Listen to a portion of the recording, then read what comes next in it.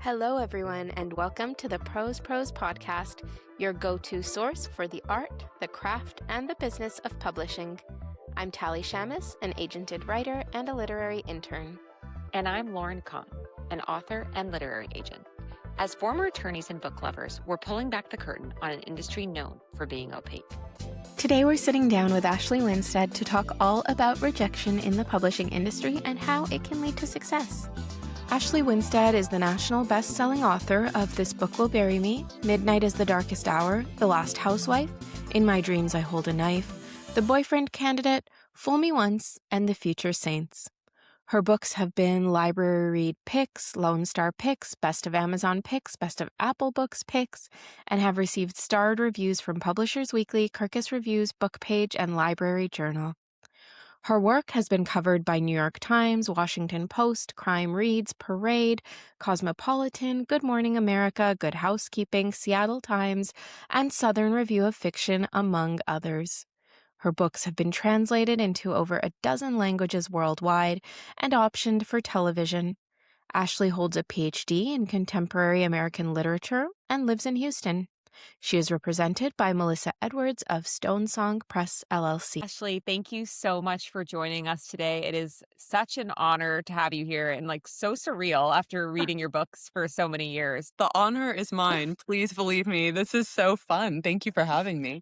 Oh, of course. Yeah, we're going to have fun. I see behind you, you have a rom-com on your left, Yeah. and you have The Last Housewife, which is, I just finished rereading. I was craving it. I was like, I need to reread it before I talk to Ashley. Yeah. It is quite the opposite of a rom-com. A lot of Goodreads reviewers similarly made that discovery, much to their chagrin. Yeah. So I would love to talk about that. You are Yeah. a multi-genre author. You just published Future Saints, which is also a new genre. And so I would just love to dig into that and hear about those different processes and why you do that and just how you keep your brand aligned. Just tell us about it. Yeah, no, thank you for that question. I love that. And I know you're both publishing professionals, so we can get into the kind of tried and true wisdom that has existed, which has always said that, especially when you're a new author, which despite the number of books that I've put out, I'm still a new author. I've been around since 2021. So that is now 5 years, which feels crazy. But anyway, we're still building this plane. The wisdom is, you pick a lane and you stick to it. And that is what helps readers understand your voice, your brand, what they can expect when they pick up one of your books. And that didn't work for me. I am a really voracious reader. And I am someone who has ideas that span every single genre. So if I fingers crossed, I will add more genres to my list as time goes on. And I had this conversation. So how it actually happened that I found myself, I like to joke that I have stumbled into every genre that I have published in. And that is really true because I started writing fantasy, YA fantasy, back in the before years, if you can remember, back to 2018, 2019.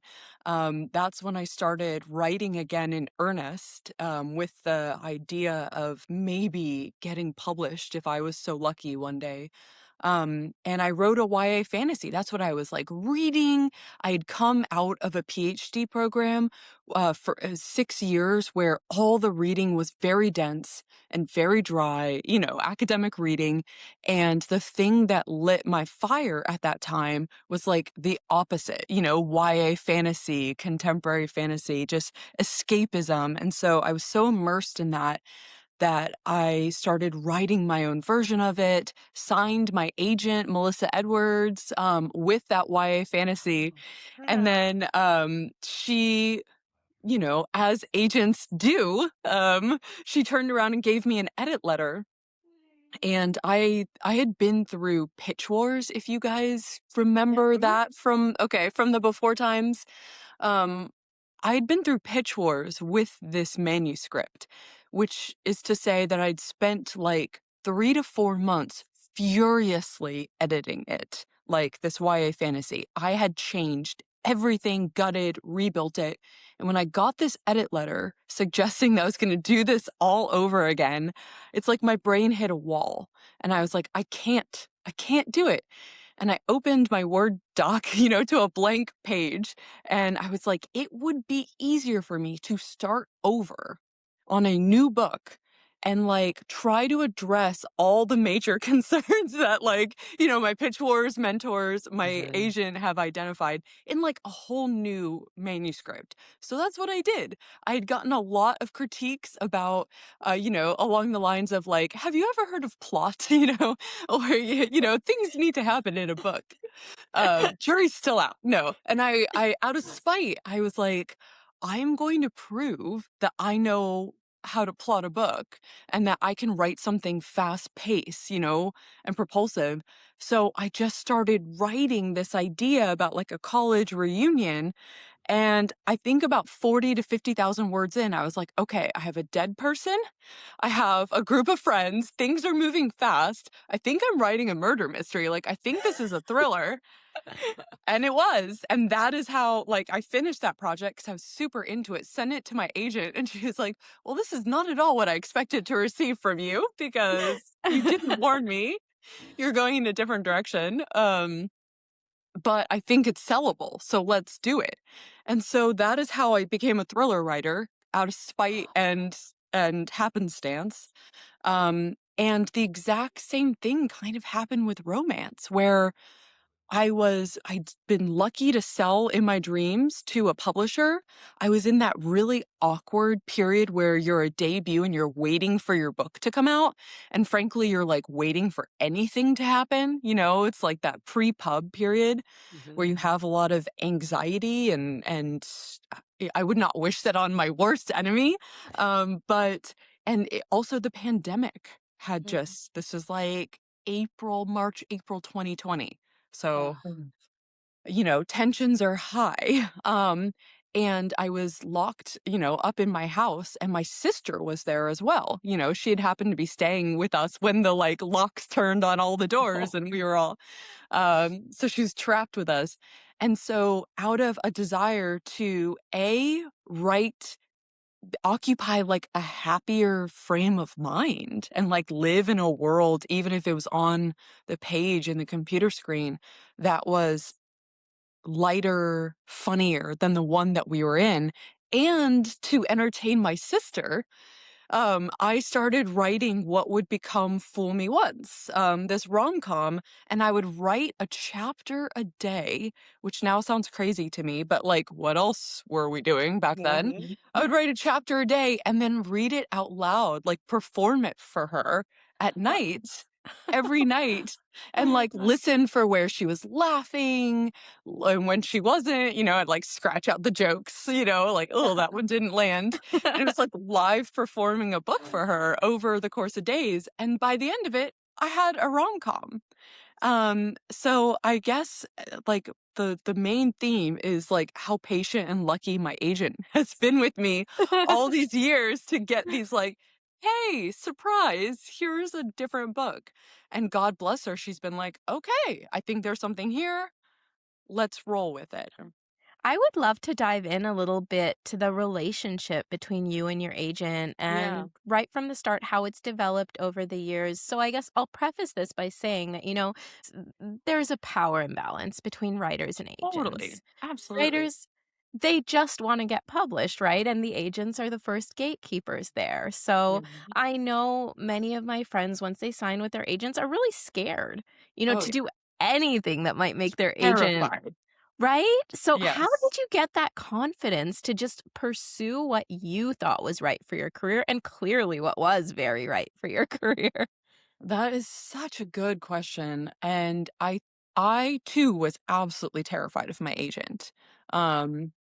Both because of the power imbalance, and I'd come out of grad school where the power imbalance totally exists there too between grad students and professors. Your subject position in grad school is you are peon baby, lucky for any attention that anyone is going to pay you. And so it was like a very natural transition into being agented, because I was like, oh, I'm used to this. I am peon.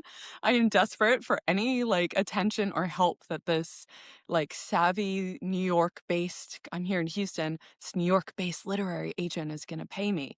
I think that maybe it was just naivete that like was my saving grace, because whenever I was interacting with my agent, I was, so cautious, so mannered, so everything that you are when you're, terrified that if you say the wrong thing, they'll be like, you know what? Actually, this is back to the slush pile with you. But I think that just like in left to my own devices and not knowing what a sin it was actually to write across different genres at the time, my lack of knowledge is what really, I think, enabled me to like make all of these moves. And in retrospect, I'm like, oh, that was super risky of me. Or that could have ended poorly for me. Like I could have spent all those months writing this thing only to have my agent be like, nope, like I don't care how good it is, that's just like not what makes sense for your career. So put it to the side. So again, just like sheer ignorance is probably my saving grace, and that I happen to luck into um, signing with an agent who represented different genres. And I did know when I was going into my career that I wanted to write across different genres, eventually. So that is part of the conversation I had with Melissa, my agent, when we were first discussing representation. I was like, I have all of these ideas. I kind of listed some for her, and she was like, okay, that's, we're going across genres. So I kind of prepared her. She just didn't think it was going to happen so soon and so consistently, like hop, hop, hop, hop. And we had this conversation when we were about to go out wide, submit, Fool Me Once, my first rom-com.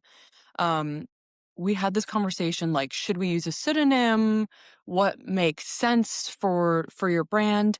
And she was savvy enough, I think, to recognize that with social media and readers' ability to get to know authors in ways that like we didn't have access to in the past, like it's, that there would be increasingly less need for you to really build a brand in a genre, that there might be more latitude um, to kind of say like, okay, Ashley Winstead, I think she writes like flawed, complex female characters or whatever it is. Look at me giving myself a compliment, but like across genres, and that people might get to know me and be willing to follow me.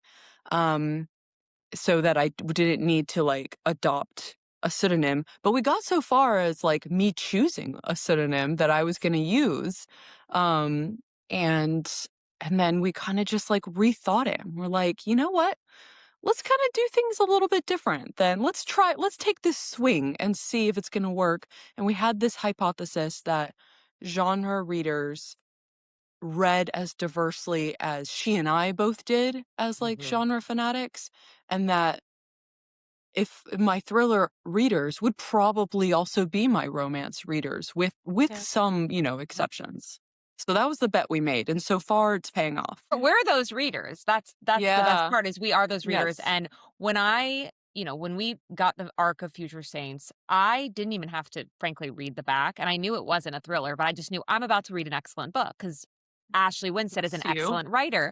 But it's true. It's just when you recognize excellent writing, and that can be cross genres. So you've now built, such a backlist that I just know when I pick up your book, it's going to be excellent writing. It doesn't matter the Thank genre. you. Of course. I'm so fascinated by this. So to give you a background, I'm a literary agent, and Tali's a literary intern, and we're both authors. So we're on this journey, but I'm so curious about this YA fantasy. So when you Yeah. well, I just have to know with like when you had Yeah. this offer call with Melissa, was she like Yeah. raving about this book? It sounds like she had a pretty heavy edit letter, but was she like, "Oh, you're going to be this, big YA fantasy author?" Like I'm just so curious about that. No, Melissa, again, God bless her, has never raved about a thing in her life. Her personality is like extremely deadpan, extremely like if I get an exclamation point out of this woman, I am like print it and frame it and put it on the wall. She is very like now she and I have this like incredible and super close relationship where we text each other like frequently, we joke, we have been on, like, we've gone to conferences, not together, but like, she's been like, oh, you're going to be at the Hamptons Mystery, I'll come up for it and stay at the hotel. And we just have this such a close relationship. So I know her like very, very well now. And I feel so comfortable to just be completely myself. And I think, she has never not felt comfortable to be herself, but I know she's just this like incredibly dry mannered person where I now feel comfortable enough to be like, Melissa, I need gushing. Like, I need you to tell me that you like this at least once before you tell me all the things I need to fix. And then she'll be like, surprise, like, of course I like it, like, and I'm like, no, it's not assumed. As a writer, my ego is very Yeah. fragile. I'm like waiting for one crumb. So, I think there are as many different agents as there are humans, under the sun. And I appreciate her very no nonsense, like, we're going to get this done. Every time I ask her, like, do you think that this could be the breakout book? Or like, all those like silly little questions us authors ask, she will legit be like, no, not this one. And like send me an email back and be like, your sales so far, no pre-orders aren't tracking that way. And I'm like, okay. For the next one, I guess. And then, it'll sit with me heavy for a while. And then later I'll be like, okay, that was much better that I didn't like hope and dream and then only to be crushed later.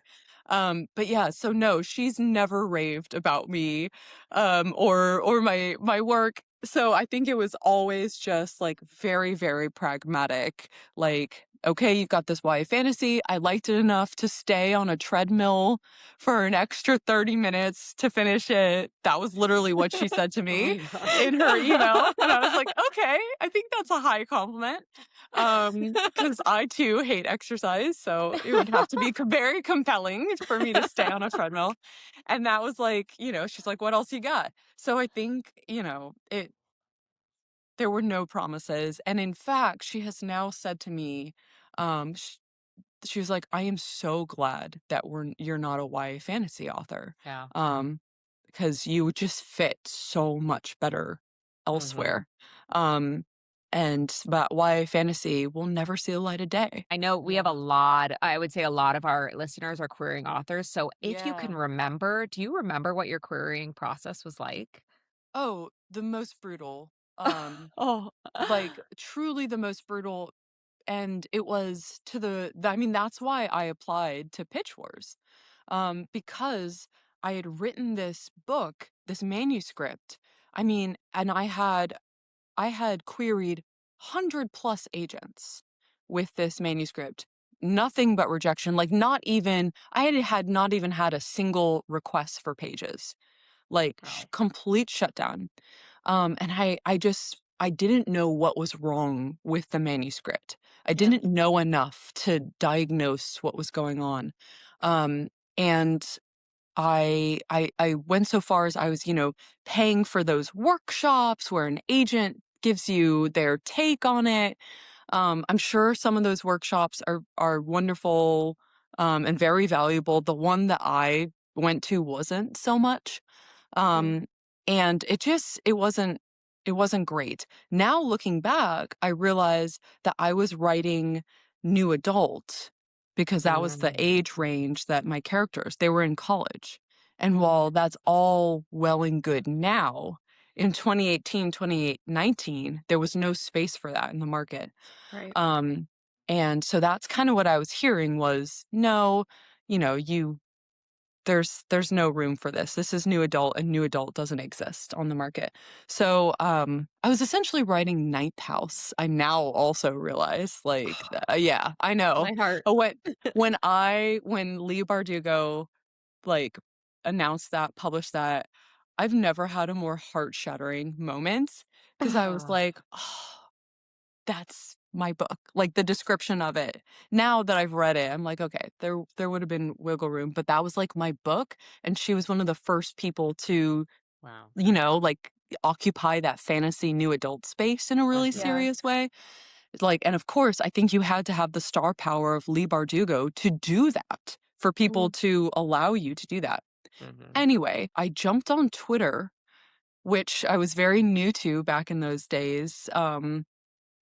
And saw and like started following writers, the hashtags, and saw that there was this thing called Pitch Wars. And I thought, why not? I mean, the odds are very, very slim, because I think they were like proudly advertising that it was harder to get into Pitch Wars than Harvard, with all the people who are, and I was like, oh God, that sounds terrible. But whatever, throw the hat in the ring for that and for every other thing. And lo and behold, I got in. I will never forget the moment. This is like so fortuitous now, but it was the night before my husband and I were going to fly to Nashville for our 10-year college reunion, Whoa. which would then go on to inspire In My Dreams I Hold a Knife. Yeah. Oh, I just got chills. Oh my Yeah. gosh, that's It crazy. was the night before, and they did the Pitch Wars announcement of everyone who got in.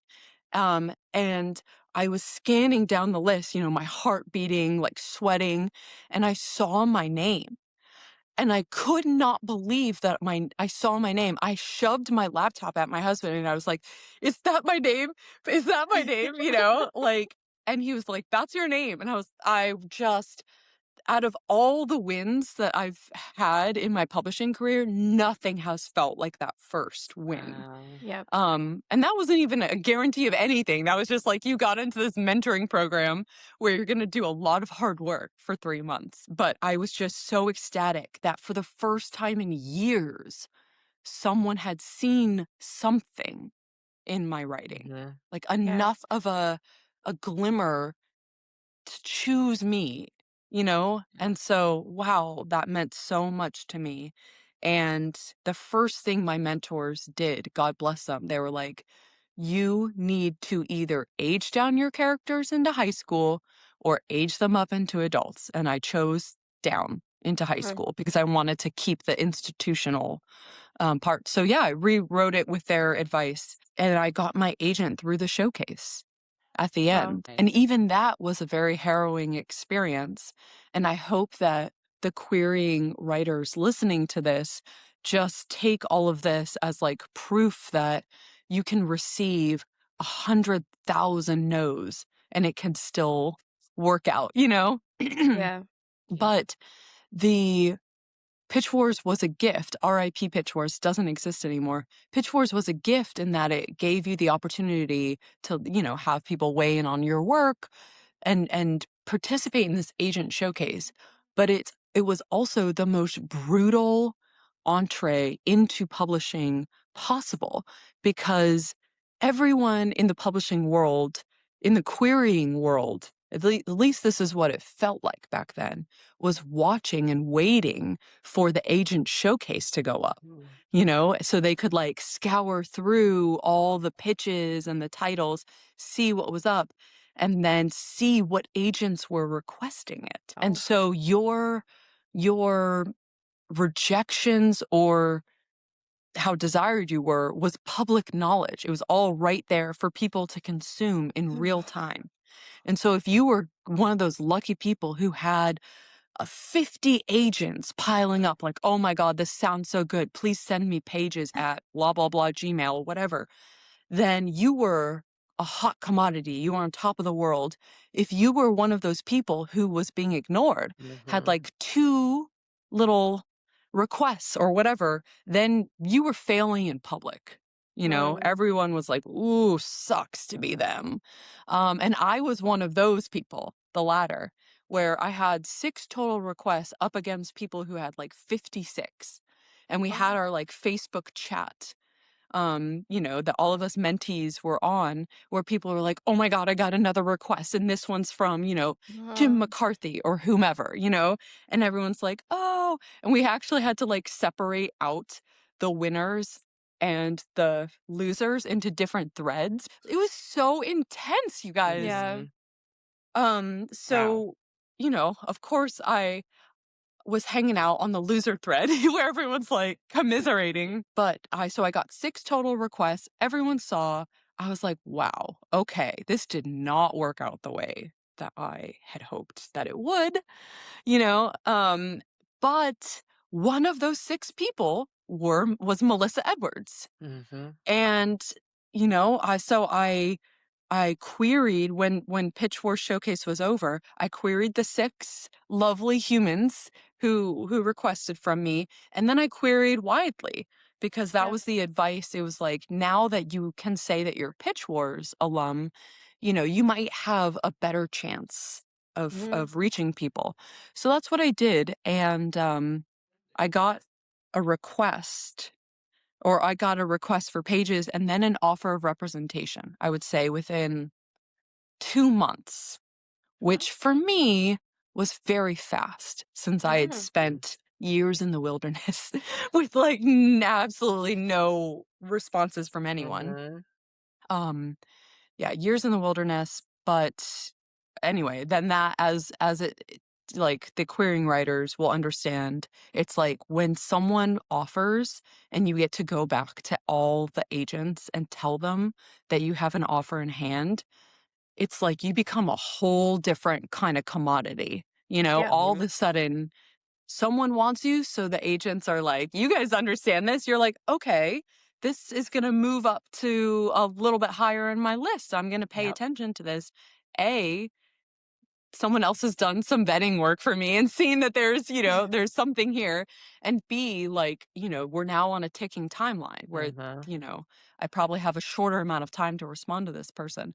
And so that's what it did. And it kicked off this thing. And I had, you know, multiple offering agents, which was a great feeling, and ended up choosing Melissa. So that's my story of just like constant rejection. And even it's like 1 step forward, 10 steps back. Yeah. And you know what? That's what being a published author is too. So it really prepared me well for that. Like the week that The Future Saints came out, and I was like on my book tour, I was fielding terrible rejections like on my email, you know, as I'm going off to go talk about, you know, my book. And so it just never stops. So you just have to be willing to live in this world for the foreseeable future of like small, tiny ego, you know, constantly battered and shattered. Oh, yeah. And honestly, that's probably a lot healthier mentality than, you know, the people who have really, really made it that never hear no anymore. I don't know. This is what I tell myself to like try to feel better about it. I'm like, no, this is better. Yeah. It is. I agree. Keeps you more of a human. Exactly. I'd love to know how your journey has continued through, you know, submitting your books and working with editors, and some of the highs and the lows, and also how you use your previous books, because I think that you are very good at this, like using dreams, for example, to promote The Last Housewife, and then kind of like maintaining that momentum. So how do you kind of go about that? Yeah. So I well, just segue that the rejection thing never stops, you know, going on sub. Doesn't matter what kind of like sales track record you have. I mean, it does matter, obviously, but that is to say, like, if I had a surprise popular book with In My Dreams I Hold a Knife, that I got a $25,000 advance for that book, which is small compared to what a lot of other people get. I mean, I was Mhm. ecstatic at the time, without a sort of, barometer for comparison. But that book was not supposed to take off the way that it did. Mhm. That was a pure surprise to me, to my publisher, I want to say to my marketers and publicists, but I don't want to discredit the work that they did to make that happen. So Mhm. I will say that they put a ton of work into it. I know that they did, but they were still like very pleasantly surprised to see that work pay off. And I can remember the moment where I think we all collectively realized that people really liked that book and were passing it around social media, especially Instagram, Mhm. through word of mouth, because all of a sudden I started getting more emails from my PR and marketing team about more things that they were going to be doing for me. So it's like, it's that snowball Mhm. effect, and I actually say this is so nerdy to like quote myself, but like I say that in the Future Saints when I start talking about the Saints' like success, like success begets opportunity, and it's this snowball thing where the Yeah. people who need opportunity the most aren't the ones who are getting it. It's the ones who are, already like proven commodities who get all the things.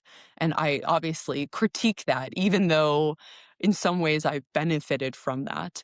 Um, Anyway, so yeah, it was, I will never forget going out on sub with In My Dreams I Hold a Knife. And I feel very comfortable telling this story now because I'm good friends with the author, who I'm going to name check, and I love her and I love her book. But when we went out on sub with In My Dreams I Hold a Knife, this like 10-year reunion murder mystery, I think we went out maybe less than a week after Lori Elizabeth Flynn's All the Girls Are Also Nice Here, Mhm. her book had just gone to this huge auction. And there'd been like a bidding war for it. Simon and Schuster won.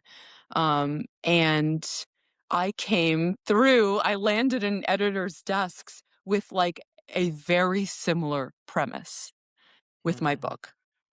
And we got a wave of like instant rejections from Mhm. editors saying, "Hey, I love the premise. In fact, I love it so much that I just like bid on a very similar book and lost. So this is going to be a pass from us." And so that was another like sobbing in. I was at a work conference for my day job, and I'm getting like 15 no's at a time or Oh. something like this, some brutal email where my agent was like, "This might be one of those situations where you don't get published purely from some freak thing. Like not because you wrote a bad book, not because it's not commercial, but just because like something we could not predict is happening." And so I sobbed in my bed, like, oh God, here we are again. This never stops, this feeling. But lo and behold, someone took a chance on dreams. So it takes one yes, essentially. And I did go to like a little auction, but it was only with three people, and I landed with the biggest publisher out of all of them, which was still, an indie publisher. Um, Again, very, very grateful. And that ended up being my home for years. And I was so lucky that that ended up being my home. Couldn't see any of that then, though. At that point, I was just like, oof, this hurts. And, published the same year as this other book. And my agent, God bless her, as we've established, she's very dry and pragmatic. And she was like, "Well, this is going to be your competition, this other book, and it has way more marketing, way more everything." And I just decided in my little head that instead of viewing this book as my competition, I was going to view this as a like hey, we're two authors who are clearly really interested in the same things. And we clearly like each other's taste because we're writing the same things.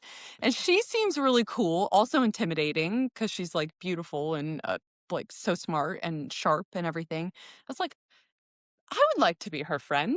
And so, like, that's what we did. We kind of like in the background, we read each other's books and we decided we were going to be friends. And we, everywhere on social media, we were like, if you like this one, read this one. Or if you, and vice versa. And we kind of flipped it around and we were like, it's a read alike thing. And because it turns out that that's how readers operate. It is. If you like something, you're going to want more of it. Like the Yeah. romance genre, people understand that very fundamentally in that genre.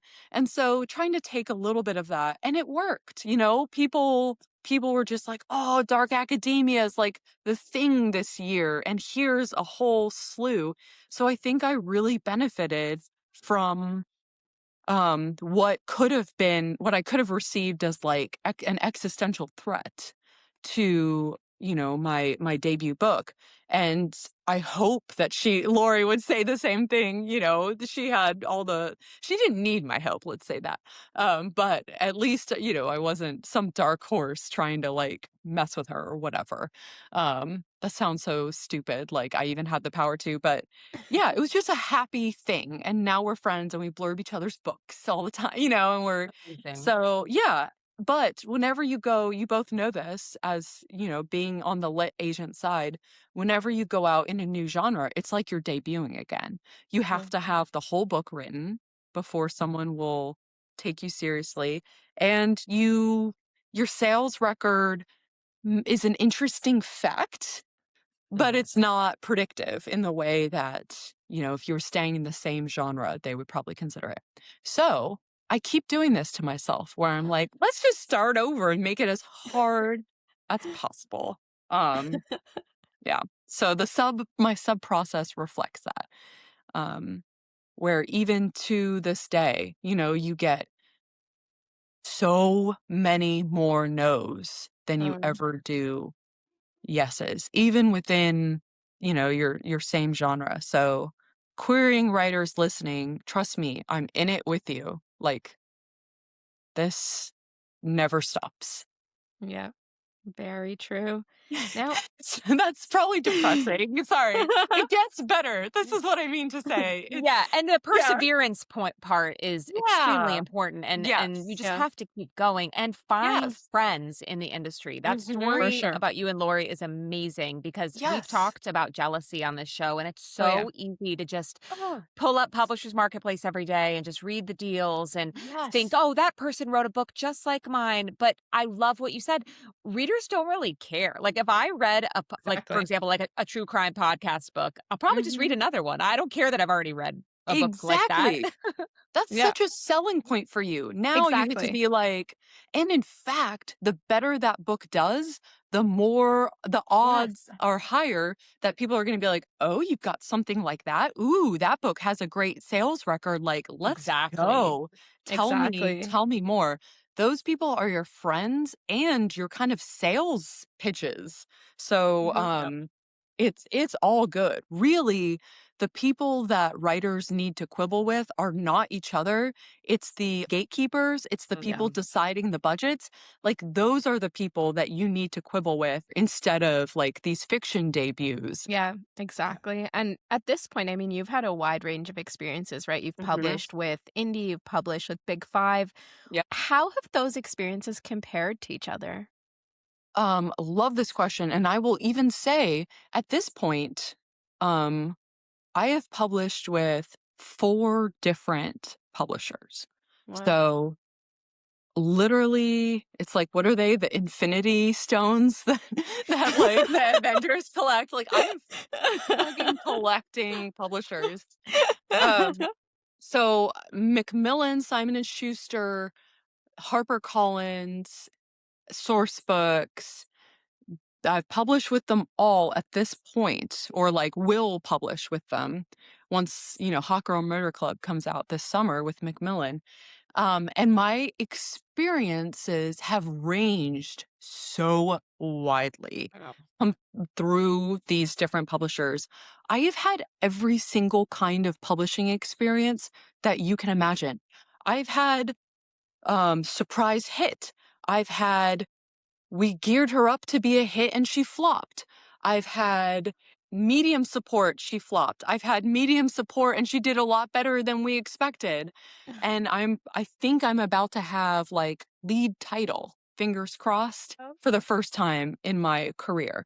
So we'll see what I do with that. I hope I get to come back to you guys in a year or so and be like, it was lead title and then she lived up to everyone's hopes, instead of like lead title and she flopped. But No. no, I've had every experience under the sun. You know that you're going to get like good treatment when you get your marketing and PR plan from your team and it is tailored to your book. And it is someone has considered you and your book specifically and like done a tailored plan for that. You know you're in good hands. You need to start worrying, I've learned, when you get a paint by numbers marketing and PR plan. That's like we're going to do all the things that you would expect we're going to do. We're going to try to pitch your book to the New York Times and you're like, that's not going to work. Like I can tell you that they're not going to do a review of my book. Olivia Waite is the only person out there for romance writing reviews of romance work. And she publishes like that article twice a year so like 8 people total are going to get that. What are we doing to actually move the needle? I've had the experience where I've had to try to have postmortems with my PR teams and marketing teams to try to figure out why my book flopped and have horrified them to the point where like it was a very defensive experience in a way that I didn't intend. I've had experiences where I've done a postmortem and the team has been thrilled to do it and like want to be like, okay, so here's what we think we did that didn't work. Here's what did. So let's try to lean in here. My day job was in politics and communications before I left it to become a full-time writer. So I come at this with a very like business mind frame of, it's a crowded world out there. And the thing that us authors are battling is just the sheer noise that you have to kind of like crack through, like the Kool-Aid man, like busting through the wall, being like, oh, pay attention to me. And so like, I get it. Not everything's going to work. Like I've been on the side of trying to get things through and pitching and all that stuff. Like I understand. So let's just like be business professionals and like figure out what did and didn't work. Anyway, Right. I've had every sort of treatment under the sun. Which is why I do try as much as I can to mentor like querying writers or debut writers. I have what I think of, probably be horrified to know I think of them this way, but my little flock of ducklings that I like am checking in with and like trying to advise and being like, learn from my mistakes. Don't do that. Or like, no, that's not weird. That's actually normal to not hear from them or whatever. So I try to just like parlay all of these different experiences into advice for other people. But I always say, like, if you're a querying writer or you're a debut writer or an early career writer, which not enough attention is paid to early career writers Yeah. who haven't broken out yet Mm. and need opportunities, because as you guys probably both know, the industry's in love with debuts. Debuts are like sexy and shiny because the world's their oyster. Anything could happen. Their book could break out.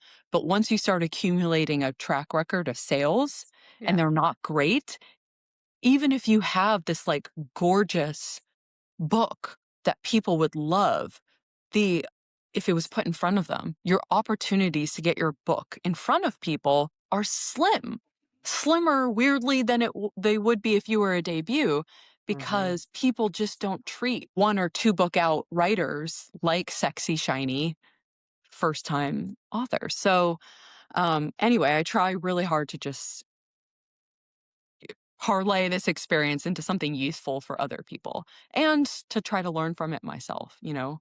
Like my Yeah. agent and I are constantly strategizing on strategic phone calls. It is what I it love is, that. you know. Yeah. Watch too much Love Island, so that's now part of my vocabulary. It is what it is. And can I pull you for a chat? Yeah. I'm like, oh my Can I god, pull you? why am I saying these things? I love that. Oh my Yeah. gosh, that's the Oh my best. gosh. Wait, I don't know if this is in your PR plan, but you gotta be a bartender on Watch What Happens Live. Have Oh you thought my about that? god. I mean, that's such a dream, right? I didn't realize that was a thing for authors, and I saw Lisa Jewell did it, and I saw the author of Best Offer Wins just did it, and I was Oh like, my "Whoa, whoa, god, she's whoa!" a debut too. Good for Yes, her. I know. I Damn, was like, girl, get it. right? I was like, "Oh, this is a goal I have to have now." All right. Okay, no, this is beautiful because I just wrote out a question and want list for my PR and marketing team. So Mm. I'm going to go back and add this Add it. to it. Add it. And when I tell you that I reach for the freaking Jupiter for, you know, when I make these wish lists, I'm like, you might find me delusional, but I'm just going to put this all out here. I would like this. This is what I've seen, you know, so and so do. Can I have it? You know, it's like that Mhm. sort of thing. Yeah, And let them be the ones to say no. And when they do say no, then you learn where you stand. You learn how exactly. to adjust your expectations and you Mhm. learn whether or not you need to supplement their work.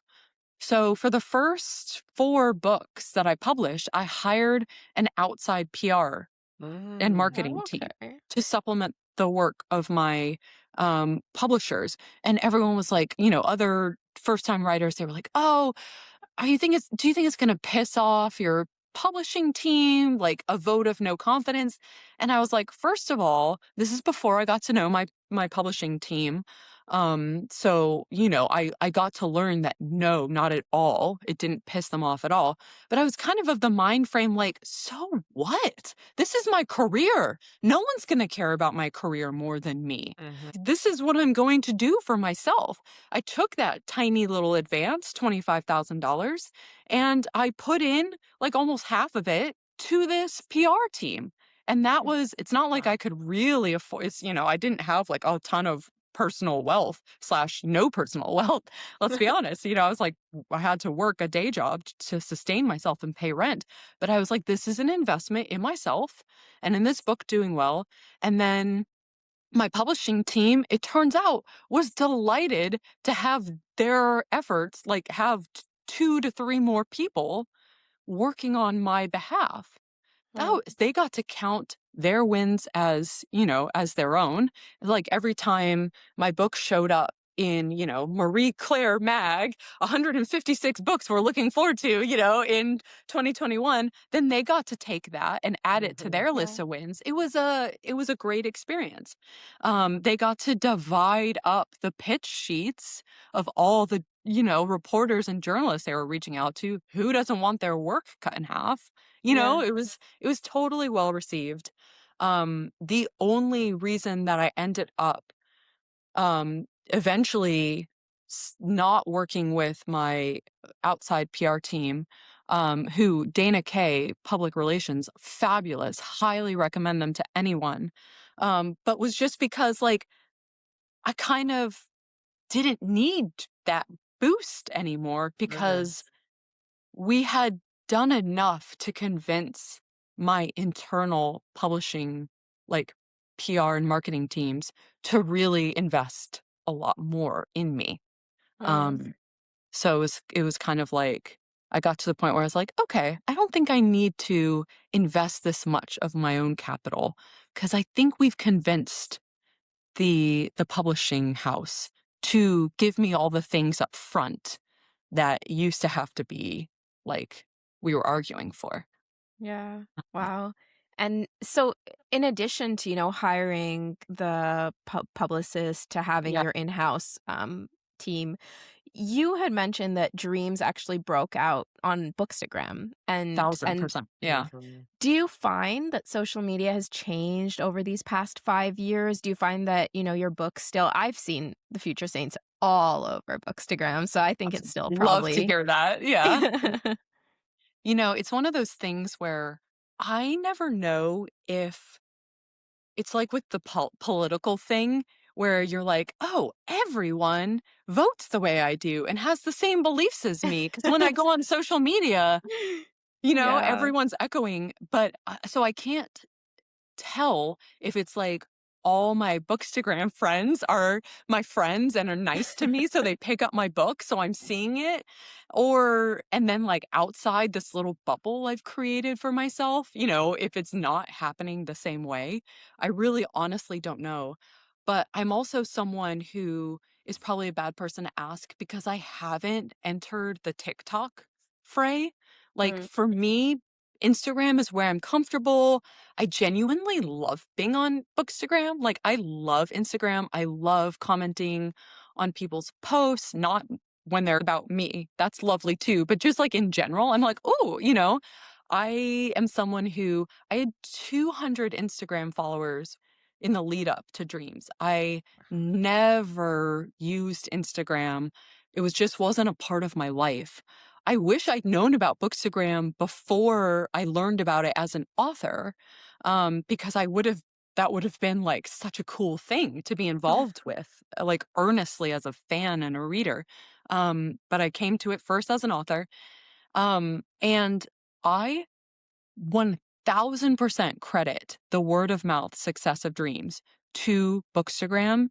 People, and this was kind of before TikTok was Book Talk the way it is now. yeah. So really Instagram, I think, was like the most powerful force for word of mouth with books.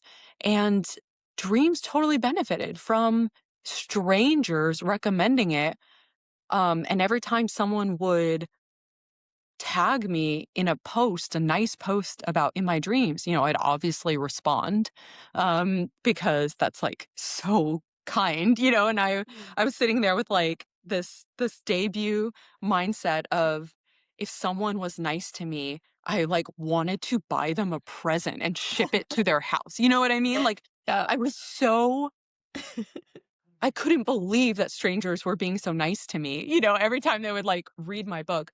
So, we'd message in our DMs and we'd become just like friends. And so I was probably this author that people are like, whoa, she crazy. Like you tag her in something and she's like in your DMs being like, thank you so much. I just wanted to thank you again for like even reading it. But I ended up building this community of readers I would talk to all the time, to the point where I had to eventually establish boundaries. Like Mm, my journey has been, I leaned in way too hard and I gave everyone all my time. mm, Um, I would be up at midnight in my like responding to DMs, like having really long conversations with people who were telling me about their mental health struggles and really just like, it was like there were no boundaries. Like if yeah. someone read my book and wanted to talk to me about it, I was there. I Yeah. was responding. And my husband like kind of looked over at me one night and he was like, this has to stop. Like he's like, I don't think Stephen King is doing this. Like I don't think, and he's like, I don't think that this is what you need to be doing in order to be an author. And I was like, I get that, but this is kind of like what I need to be doing to be me as an Yeah. author, because I'm a very boundaryless person, and like if someone gives, like, I want to give back as much or more. He's like, you have to adjust this and grow some Yeah. boundaries. So that's been one of my biggest journeys my own little mental health journey that I've been on as a writer, is like saying thank you and like genuinely meaning it and building relationships with people without being like, do you want to be best friends? And sure, I'll give you my address so you can send me like, the thing you made of the cover of my, just maintaining a little bit. But that has been hard too, because when you are friends with bookstagrammers, and you are coming out with a new book and they want it from you and you want to give it to them, but maybe you can't because you're literally not in charge of arcs and where they go, Mm-hmm. or you really are hoping people like it, but you don't want them to feel obligated because they're friends with you. It's been a tricky thing to navigate. Yeah. Um, and so it is fraught with peril. So I think kind of stepping back and putting up more boundaries has been ethically important for me too, Yeah. because I never want anyone who I've been friendly with to feel like, oh, I have to say something nice about her work because I don't know, I worry about this a lot. Um, Yeah. Yeah. so Well, every you time like a bookstagram friend of mine is like, you know what? 3 stars. I'm like, "Oh, thank God." We have a genuine friendship, and they do not feel obligated to, like, be nice to me just Yeah. because we are, like, being girly girls, in the DMs Yeah. or Do you read your reviews? well, the ones where they're not tagging me or anything because 'cause they're, like, good, normal humans, which is why I'm friends with them, but, like, I'm friends with them and follow them, so they're popping up in my feed. I'm like, "Oh, that's my book," and I'm like, "Oh, okay. We didn't like this one. That's okay. That's okay." So glad they did not feel yeah, and if I'm not tagged in it, then I'll scroll past quickly, because I'm Mm-hmm. like, "Okay, I wasn't meant for this, and Mm. I wanna Yeah. honor that." Um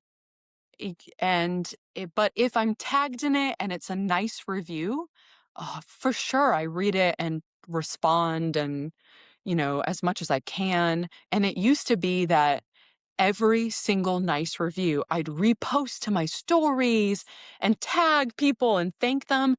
I do not have the bandwidth anymore. Like, and I feel terrible because I think I've literally had readers and bookstagrammers kind of reach out to be like, we don't talk as much anymore, and I feel so bad. I'm like, I'm so sorry. I'm on deadline. I have like Yeah. the work has grown since I was a debut with one book coming out and a day job from 9 to 8 to 9 to 6 that I was trying to like avoid so I could, I had more time. Of course. Um, but anyway, yes, I think that, nowadays book talk, TikTok is king. That's where books are being sold. I just don't have the interest in growing a platform there. I also know that there's not much I can do to move the needle. Because I think this is true of Bookstagram as well. Um, honestly, and it's a freeing thought. Nothing I, as the author with my platform of 17,000 followers, which not that I'm very grateful for that much, but I'm not Allie Hazelwood. I'm not Colleen Hoover. I'm not Emily Henry, where, I put something out and the echoes are heard throughout social media. Um, I'm not going to do anything to move the needle Mm. on with my books. So which on one hand is like, okay, loss of power. There's no power here. On the other hand, freeing because Mm-hmm. it's not on me. The Yeah. responsibility is not on my Mm. shoulders. Totally. And those boundaries are so important, as you mentioned, when you're on deadline, which Yes. Yeah. leads to a question that I've been wondering. I mean, you are prolific. This book Yeah. will bury me came out last summer. Then we just had Future Saints come out like a week ago, and then Hawk Mhm. Girl Murder Club is right around the corner. Yep. How do you do that? And I mean from a craft level, like are you Mhm. an outliner or how as Mhm. far like how fast are you writing and Yeah. what is your process? Like what is your routine? Please just give us any secret that you can. Yeah. No, I think the honest answer is I love writing so much. It's what I want to do every day when I wake up. So I write every day pretty much, with very few exceptions. Like if I go on vacation or something, then I'll take a break. But it is the thing I want to do more than any other way I could spend my time, like watching Netflix or, whatever, insert whatever. So it's not hard to write every day. I almost feel guilty saying that because I know that, you know, writer's block is a struggle that a lot of us have, a lot of us writers. And I think when I had a day job, it wasn't hard because I would spend 8 hours dreaming of getting to that laptop and doing what I wanted to do for once, in my day. And so I was like getting home, washing my face, taking my bra off, and like immediately sitting in front of the laptop. And that was like victory, joy. Um, and this the same feeling when I wake up now that my days are my own and I get to just like write all day. It's the same feeling where I can't wait to pour my coffee and sit down and like get back into it. So I think that really has a lot to do with it. I'm an extremely I used to make jokes when people would ask me about being prolific. I think because I didn't want to sound like I was tooting my own horn. I'd say like, "Oh, well, I don't have kids and I don't have a lot of friends and, so this is like what I do." But I don't think that's true. The truth is, I am very disciplined.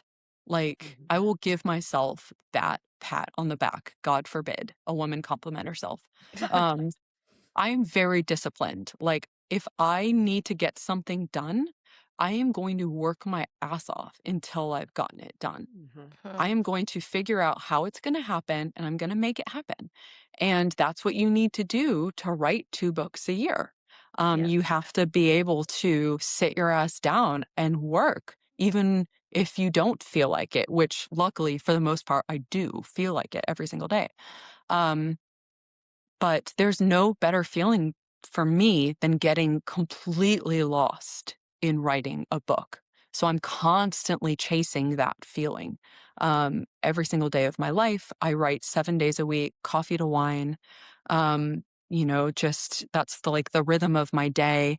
And routine is really important. So if I go on vacation and I don't write for like a week, that's when it's hard to write again, is because I've gotten out of the routine or the rhythm. My brain has been like, oh, what we do now is like sip sparkling rosé and lay out on a lounger. Like that's our life now. And I have to retrain myself. But I think if I could go back and change things, I signed 2 different 2-book-a-year contracts with 2 different publishers. So that's why, like, I literally have 2 books due. Right now, I am doing first pass pages on Hot Girl Murder Club so that we can wrap her up so she can go to print. I got edits back on my next contemporary fiction novel from my editor. So not the follow up to Future Saints, but the one with the same with Atria.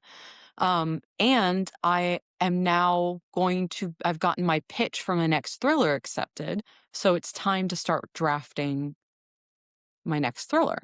And so I kind of have to like tier out how I'm going to work on these things. Hot Girl Murder Club will come first because that has a deadline of February 24th. So that's pressing. And then I will probably toggle between the editing work for the one and the drafting for the other and kind of let my mind go where it wants to go.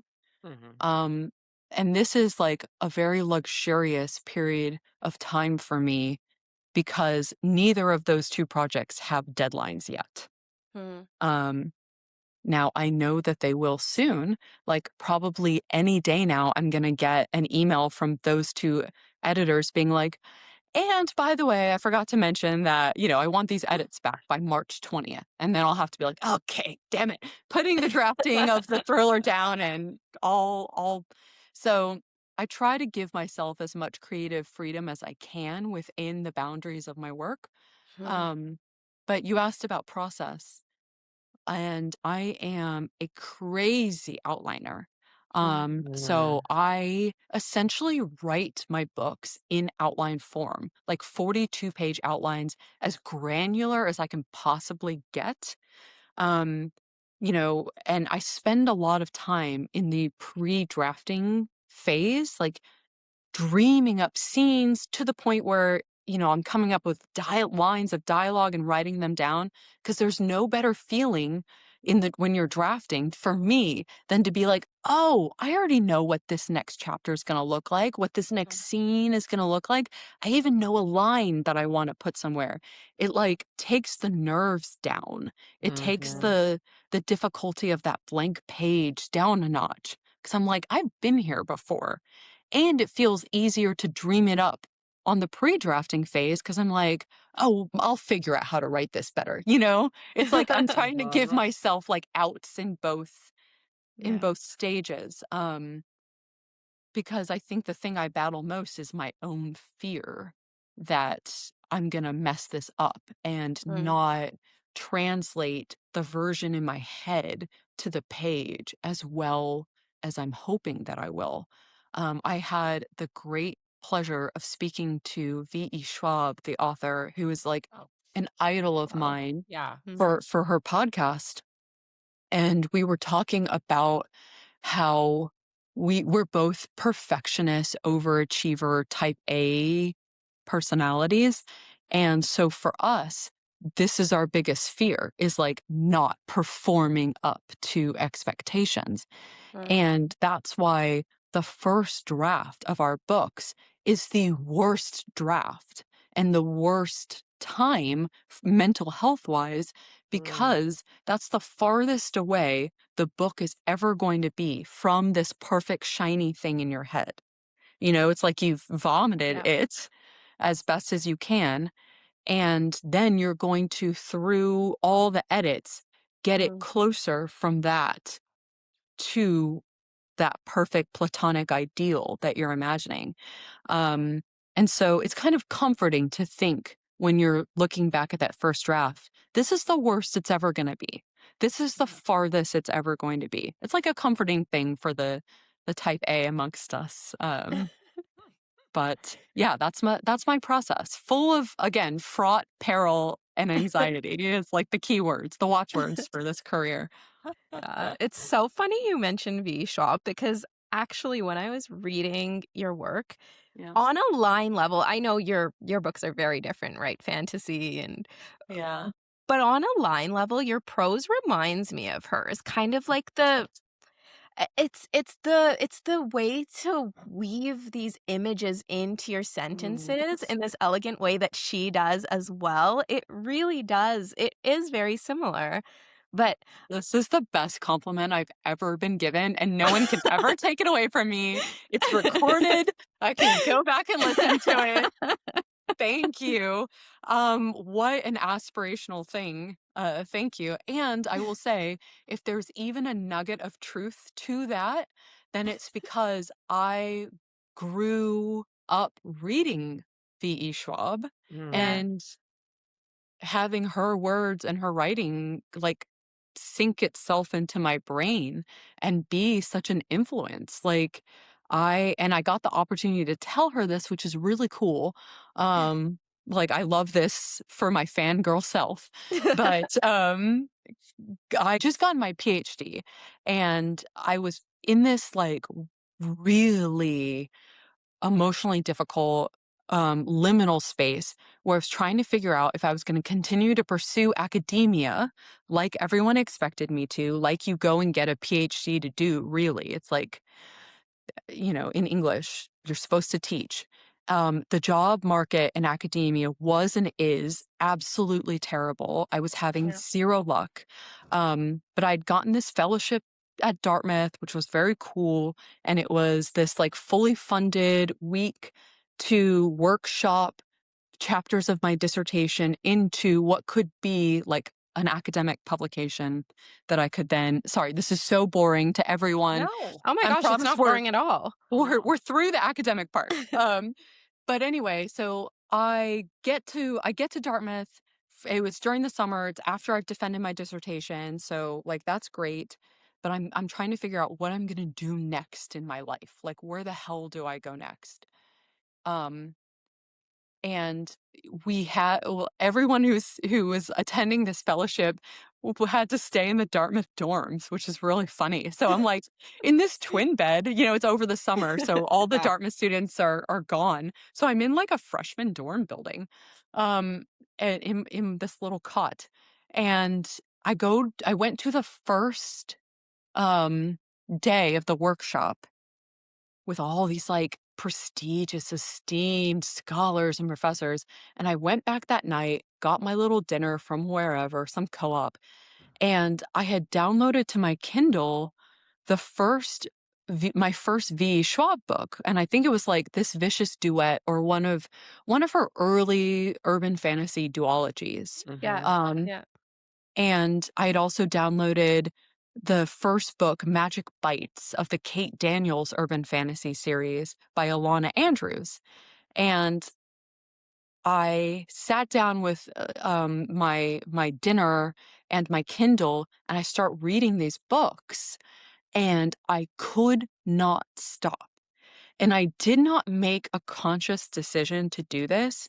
It was like some part of my brain and my heart was rebelling. I spent the rest of the week holed up in that Dartmouth dorm room, emerging only to get more food. I bought and downloaded the rest of both of like every V. Schwab's backlist at the time, all of the Kate Daniels books. I didn't attend a single other day of this very fancy Dartmouth like Wow. fellowship that people had paid for me to go to. Um, and I think some part of me decided Mhm. subconsciously that I wasn't going to continue to like break my heart pursuing academia and Yeah. that there was something else for me. Yeah. So I got to tell her to her, Wow. face on the screen that she was like part of me waking up out That's of amazing. something I wasn't meant to do and like finding the courage again to Yeah. try to be a writer. Yeah. Um, Oh my I God, I'm gonna could cry. not That's I know amazing. I could not relate harder to that story. So Lauren and Both I of are us. actually both lawyers, but ah, when I was practicing law, I was thinking this is just not for me. This is not making me happy. What can I possibly do that would? And I thought, you know what? I love academia. I love writing. Let me go get my PhD in law. And yes. so I'm currently actually still in the program, but that might leave sometime soon because I'm sitting there and I'm doing this Yeah. research. I'm in this PhD program and I'm like, the prestige, like other people would really love to be here, but Yeah. I like the writing, not the Yeah. law. So I think I'm in the Yes. wrong place. So Yes. it's so relatable. It truly is. But it's a gift to know. Mm, It really yeah. is. Like, Yeah. I think whether or not you end up finishing the PhD, even if you do or whatever, the fact that it like sharpened your understanding of what you care about and what you want to do, Yeah. that's a huge gift. Yeah. Um, That's very Yeah. true.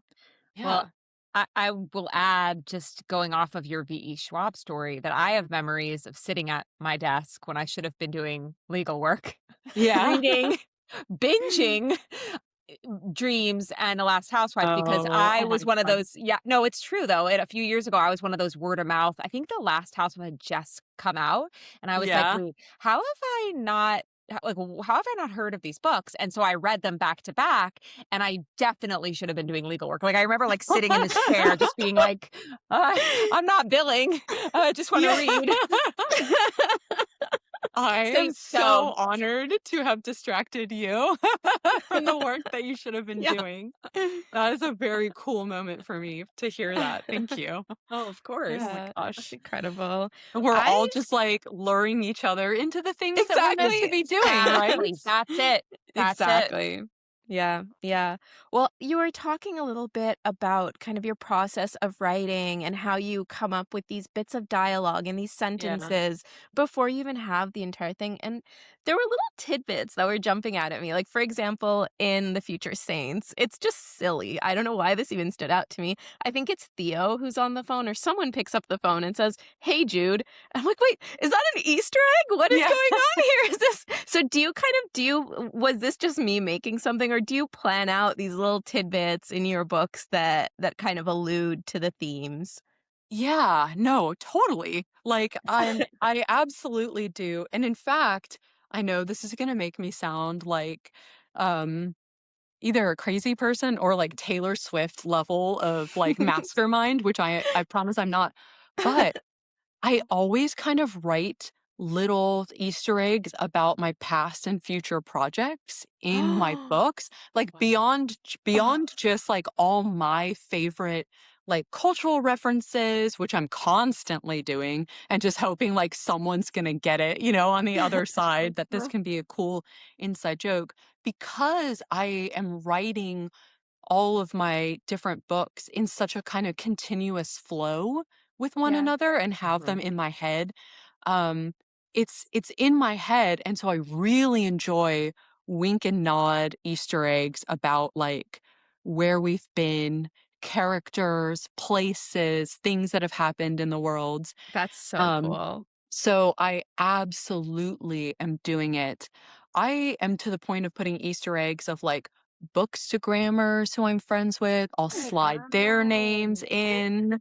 And so far I've like managed to keep it a surprise from them until Amazing. they're picking up the book and seeing their name. Like in Future Saints, I have a great friend named Gare Billings. Gare indeed reads, and he's just been one of those like OG supporters and friends of mine from the very beginning. Um, and he has had a crush on Jacob Elordi for a very long time. And we always joke about how much he loves Jacob Elordi and how, this is someone he would love to marry. And so in my first draft of The Future Saints, I had when they go to the late night show, Mm.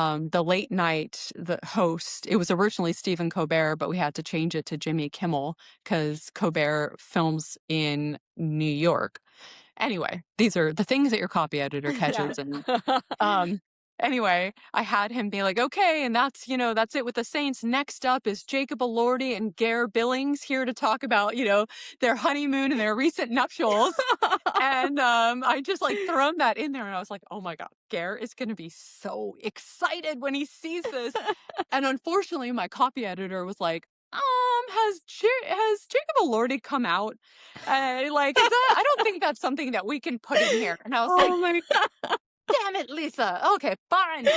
Ah, Fine. that's If so you won't let me cute. do this, then I'll just change it to like Jacob Elordi and Gare Billings up next. So he's still in it. They're just like Love. not getting married. In my heart, they're here to talk about their honeymoon. But that was a really fun moment. And Hot Girl Murder Club, it's like I love Easter eggs. It's Mm. such a fun, This is and awesome. because I am like very type A and very detail oriented, and I do these like insane plot outlines for every genre that I do. It doesn't matter if it's a rom-com, because I like my romances and my contemporary fiction books to be as propulsive and intricately plotted as my thrillers. Mhm. Yeah. Like, why not? I want there to be those like accusations that I don't know about plot, like haunt me to this day. So I'm like, there's gonna be a lot of plot. The plot is plotting. But since I get like such a granular level, I'm like, okay, so we're gonna put this name here and this here. So yeah, Hawk Girl Murder Club is gonna Amazing. have a lot of like silly little Easter eggs too. Oh, I love that. Yes, and I recently, sorry, I'm talking way too much, Talk. No, but never enough. I recently realized two I swear to God that I have never planned this, and yet it's still happening. Because I write 2 books a year, in 2 different genres, there's just that you're in a certain headspace, and there are certain things, like books are little time capsules of who you Mhm. were at the time, right? I know Yeah. you both as writers understand that. So you can like look back at your previous work and see almost even the like pattern of your interior monologue, like the way your Mhm. brain worked, but certainly the things that you were interested in at the time and your Yeah. preoccupations. And Mhm. because of that, my two different books a year in the different genres share a lot of DNA in terms of like my Mhm. preoccupations, things I was thinking about.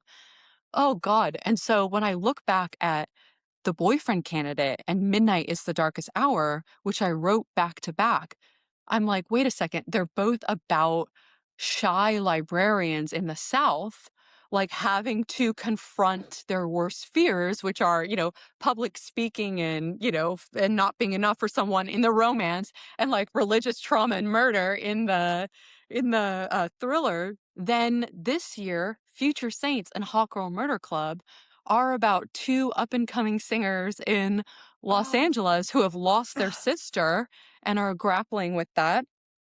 And this is a little bit of spoilers for my projects that are coming up. I the way I work, the way I pitch things to my editors for new projects is um I will send like 3 to 4 different pitches, like 2-page pitches on ideas, and I'll let my editor choose. Oh, wow. Because A, it takes kind of some responsibility off my shoulders, and I love that Mhm. for where we're gonna go.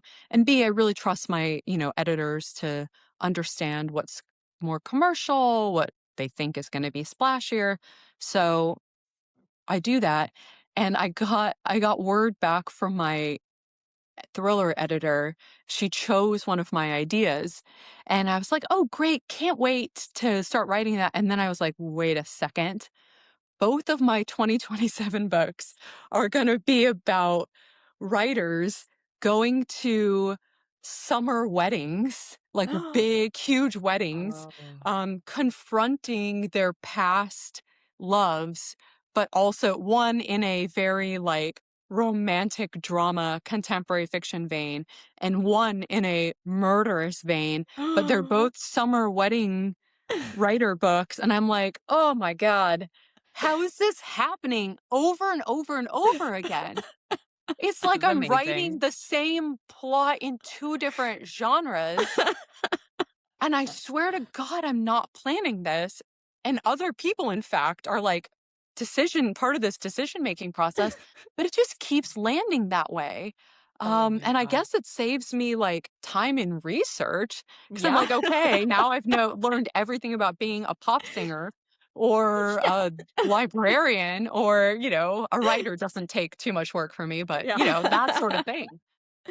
Well, Wow. hearing both of those pitches, I mean, the genres could not be more different, but I'm like, I need both Yeah. of them. Like, Yeah. I Thank am you. so excited for both of those, and I need the romance, but I also need the murder. So The I'm Yeah, murder, happy. thank yeah. you. I really appreciate that. And yeah, the pitches will get shinier and better, of course, as they're worked on. That's the part of the process I'm least good at, is like Yeah. elevator pitches or pitching. Some Oof. people Yeah. have that skill, and I'm so envious. But it's hard when I your do not. books are Tough. complex. Like, I mean, like I just said, I just finished the last Yeah. House Hive again, and I'm like, whoo, this is a beast. So, like, how do yeah, it's hard to fit that into a I paragraph. steal other people's pitches, like their descriptions of my book. Like I love that. Oh, Jordan the Moblo, best. love him. Mhm. And when he started saying that The Last Housewife is a psychosexual, like, cult revenge thriller, I was like, Yes, oh, all right, there we go. This that's is what it. I'm saying to everyone. Because I was like, I'd be like, well, there's a woman, and she's sitting outside her pool, and she hears on a podcast. And it's like, no, Yeah. girl, you're just like, you're doing a Spark Notes, you're doing a like plot summary of the whole damn thing. I cannot, for the life of me, get the bird's eye view of my own work. No, it's hard. And what's funny is on that note, this morning I literally said to my husband, I'm gonna make dinner tonight and I'm gonna wear a long dress and it's gonna have like buttons. And he's like, what? I'm like, sorry. Ashley Winstead on the brain. Yeah. I love that. Just casually flirting with some cultish tradwife vibes, just to spice things up. Exactly. Yeah. I love it. Amazing. That Well, is thank so you. funny. I like truly thank you for reading my books. That is endless. I'm endlessly grateful. Oh my gosh, of course. It's been so much fun talking to you. Like, I think this is going to be one of our It has. best episodes. This has been such a Oh, joy. You mentioned something about coming back. We would love that. I would love Please. that.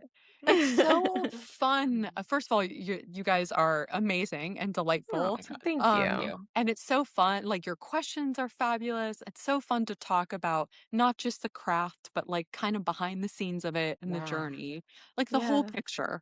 Because something that I didn't ever think about when I was on the PhD side of English, thinking about all these books, I'd be like, oh, why did an author make these creative decisions and why this, why that?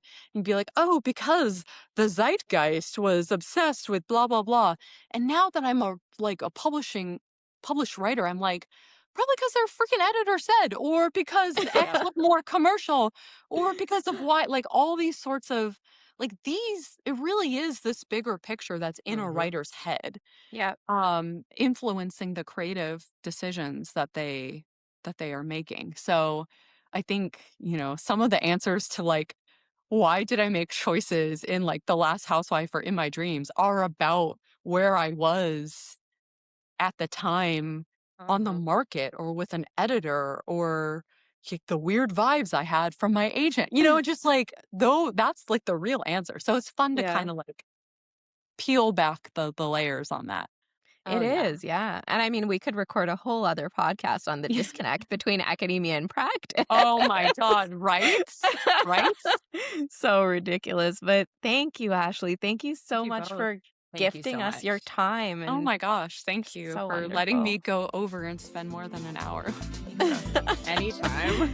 And thank you all so much for tuning in. Remember to check back next Tuesday for a new episode of the Prose Pros podcast.